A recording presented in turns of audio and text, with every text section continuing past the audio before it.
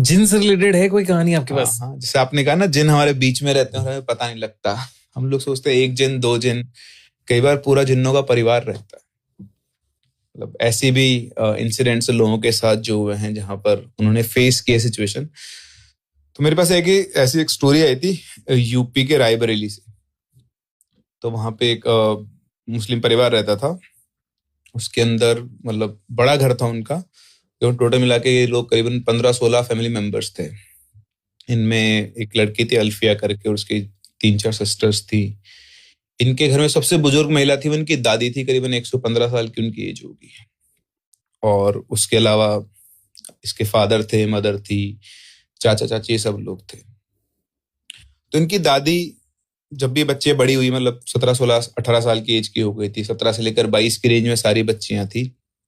और जो सबसे खास बात थी इनके घर में कि एक पीढ़ी की शादी हो गई, तब जो नई पीढ़ी आ रही थी इनके लिए ये शादी करने की कोशिश करते पर शादी नहीं हो पा रही थी इनकी किसी की भी। तो इनकी दादी हमेशा बोला करती थी बच्चियों से कि भाई तुम लोग ना ऐसे घुमा मत करो, ये बाल बाल बांध के घुमा करो, परफ्यूम मत लगाया करो, किसी जिन्नात का तुम्हारे ऊपर दिल आ गया ना तो फिर कोई नहीं बचा पाएगा। साथ साथ वो ये बताती कि भाई इस घर के अंदर जिन्नात रहते हैं। लेकिन अब आप यंग लोग हो, 115 साल की आपकी दादी आपसे बोल रही है घर में जिन्नात रहते हैं, तो कौन कितना ही ध्यान देता है। तो उनकी जो बच्चों की मम्मी थी वो भी जाकर उनसे बोलती थी कि अम्मी आप ऐसे डराया मत करो बच्चों को, ये कुछ जिन्नात विन्नात नहीं होते हैं, आप ऐसे कैसे बच्चों को ये सब कहानी सुनाती रहती हो। तो बोलते तुम्हारे मानने नहीं मानने से क्या होता है, जो सच है वो सच है, तो मैं तो बच्चों को सच बता रही हूँ।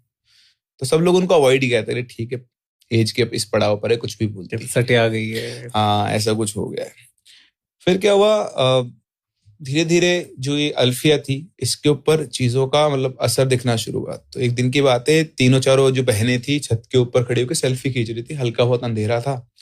तो अल्फिया ने ऐसे फोन निकाला अपनी सेल्फी खींचने, तो लगा फोन पीछे कोई खड़ा है, कैमरे के पीछे। उसने देखा शेप से दिखी उसको कुछ व्हाइट सी, तो पीछे घूम के देखा कोई नहीं था।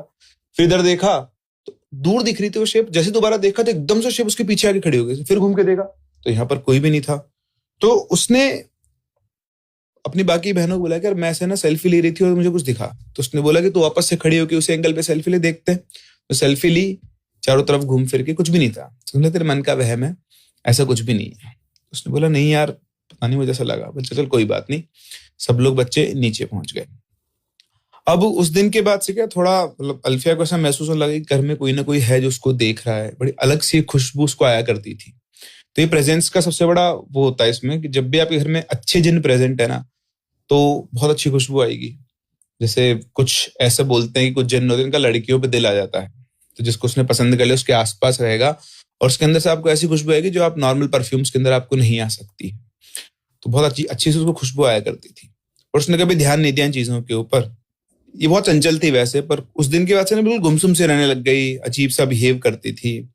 तो उसकी जो अम्मी थी उसने ऐसे हमारी दादी के साथ बैठी थी, उससे बोला कि बेटा तुझे क्या हो गया, क्यों परेशान है। उसने अपनी दादी से भी डिस्कस किया सबसे। तो उसकी दादी बोलती है कैसे बाल खुले करके घूमती रहती है, आ गया हो किस जिन्नात का दिल इसके ऊपर, इसीलिए ऐसी हो रही है। तो उसकी मम्मी उसके ऊपर चढ़ गई कि अम्मी आप कुछ भी बोलते रहोगे मेरी बेटी के बारे में, आपकी हिम्मत कैसे से बोलने की, आप घर की बड़ी हो इसलिए मैं आपसे कुछ बोलती नहीं, जब देखो तभी जिन्नात जिन्नात जिन्नात ला के रखती हो, क्या होते जिन्नात, कुछ नहीं है, बच्ची है बड़ी हो रही है, हो सकता है कुछ प्रॉब्लम हो उसको। तो बोलते ठीक है तुम्हारी इच्छा है जो कर लो, मेरी बात तो कोई सुनता नहीं है। तो उन्होंने उनका आया जो किया। तो जो उनके ब्रदर की वाइफ थी, अल्फिया की मम्मी की जो देवरानी बोल लो आप एक तरीके से, तो बोलते कि दीदी एक काम करते हैं, अम्मी की बात तो ठीक है, सोचता है बच्ची को नजर वजर लग गई उसका कुछ इलाज करा लेते हैं। तो बोलते हैं ठीक है काम करते हैं, कल हम लोग मौलाना साहब के पास चलेंगे और वहां पे चल के अल्फिया को दिखा लेंगे। उसने कहा ठीक है। अब ये बातचीत हुई और सब अपने घर के काम में लग गए।